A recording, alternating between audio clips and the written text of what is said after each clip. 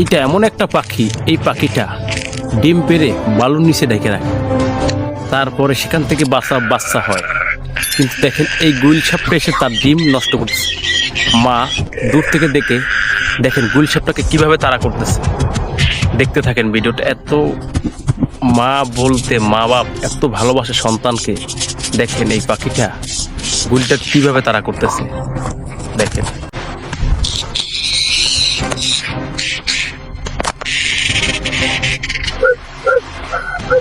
যদি ভালো লাগে অবশ্যই কিন্তু শেয়ার করবে।